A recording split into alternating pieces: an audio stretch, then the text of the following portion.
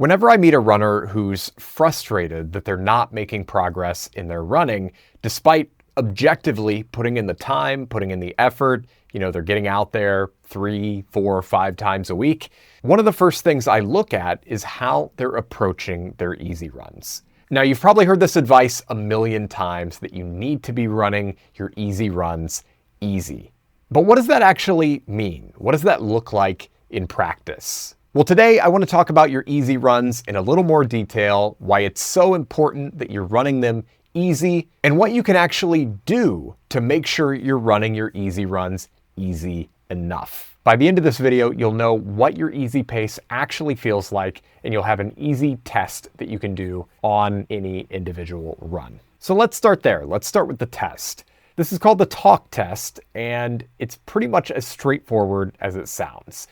You want to talk while you're running. So maybe you run with a friend, you have a conversation, or if you're running by yourself, have your earbuds in, pretend you're on a call, and just start saying some words, okay? Get some sentences flowing, and I want you to determine how easy it is for you to hold a conversation and speak freely. So this basically maps to 3 zones. With number 1, you can speak comfortably. It's no problem to get your words out. You're not gasping for air, you're not struggling. Obviously, your breathing rate is elevated because you're running, but it's not hard for you to speak. Number 2 is where your breathing becomes labored. You can still speak, but maybe not in complete sentences. You're gonna have a hard time holding a conversation, or at least the other person is gonna be doing most of the talking. And then at number 3, you can barely get your words out. If you try to hold a conversation at this effort level, you're just gonna be gasping for air. So what do these 3 zones actually mean? The first one, where you're speaking comfortably, that indicates that you are comfortably below your threshold effort. The second one, where you're kind of getting words out but not holding a full conversation, that is at or around your threshold effort. And then of course, when you can't really speak at all, you are probably above your threshold. Most runners are living in that middle zone and calling it easy. They may have heard of the idea of a talk test before, and they realize they're able to get some words out while they're running, so they consider that to be their easy pace. But clearly there's more nuance to that, because if you are gasping for air as you're running, you are not running easy. So I would challenge you to put this to the test. Go for a run at whatever you consider to be your normal easy run pace, and recite something while you're running. Again, you can have your earbuds in, pretend you're on a call, and see how you feel. See if you fall in that first, second, or third zone, and that should give you an idea of whether you're actually running easy. And if you're not, just slow down until you find that effort level where you can speak comfortably. So now that we've covered how to actually find your easy pace, I think it's also worth discussing why we run too hard in the first place. And I've thought a lot about this because I am definitely guilty of this at times, and especially early in my running career. I was running a lot of my miles in that sort of moderate intensity zone. Not exactly racing, but not exactly not racing. And I think it comes down to 2 things. Number 1 is that easy running doesn't feel productive. Okay, when you go out and you run and you come back and you've just done this workout and you don't feel like you're completely spent at the end of it, you might wonder, like, what did I actually get out of that? Like, I came back, I feel like I could have gone 3 more miles. Why did I not push myself harder? Why did I not run faster? And it's very easy to feel that way in a sport where the end goal is to go and race and run as fast as you possibly can for a set distance. And so it logically follows that maybe we should be racing every time we go out. But that's simply not the case, and it's not how the body responds to the stimulus of running. So that's number 1. Easy running just doesn't feel productive, even though it is. Number 2 is the competitive aspect of running. And I think we're increasingly seeing this today more than ever. So sometimes when you're out on the street, there's other people running. People obviously see you, they're walking by, they're driving by, and you don't want to look slow.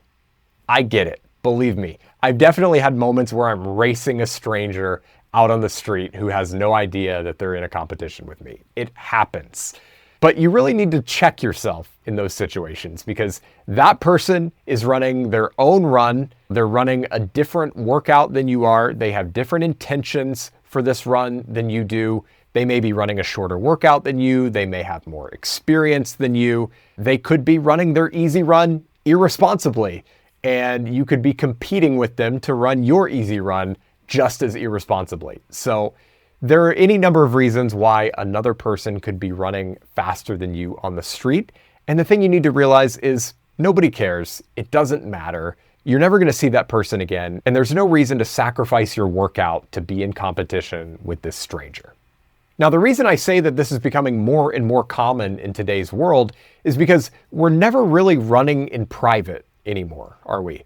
With Strava and Instagram and other social media, our runs are being seen by people who otherwise never would have seen them. And we feel like every time we go out, we have to be running a PR, or we have to be running perfect splits, or we have to be running faster than the other guy. You know, nobody wants to share their 10-minute per mile recovery run on social media. And I think this has become a real problem. Like I said, we're not running privately anymore. We feel like we always have an audience. And when you always have an audience, you feel like you have to race every workout. So again, we have to be conscious about this. We have to remember we're not in competition with the other guy who's running across the street, and we're also not in competition with our Strava followers. So once you find your easy pace and you start running easy more consistently, how do you know that adaptations are actually happening? Well, after a couple of weeks, what you're going to notice is that you can run the same effort at a faster pace. So you're not trying harder, but your pace is getting faster and you're still able to maintain that conversation as you're running. You're also going to notice a lower heart rate on your easy runs and a quicker heart rate recovery after your hard efforts. So you may notice your heart rate dropping 25 beats per minute within a minute of ending a hard session. And that is a really good indicator that you've been disciplined with these easy efforts throughout the rest of the week. Another thing in regards to your hard efforts is that you're going to show up to your hard workouts feeling refreshed. The thing about running your easy runs at this moderate intensity is that it really impedes your ability to recover. Part of the purpose of programming easy runs into a program is recovery itself. It's active recovery. It's logging more miles without putting too much additional stress on your body. When you're running at that moderate intensity, that's creating stress that your body has to respond to and recover from, and it's not going to have time to do that before you get to your next hard workout. So the result is that not only are you not running your easy runs easy enough, you're now not running your hard workouts hard enough. So that's just going to intensify that plateau where you're not making any real progress. By fixing your Monday easy run, your Tuesday workout is probably going to fix itself. Something I want you to keep in mind, and something that really changed my relationship with easy running, is that easy running is part of the training plan. It's part of the process that makes you stronger and faster and more physically fit. It's not just filler in between your hard workouts. It's not junk miles, as some people say. There's no such thing as junk miles.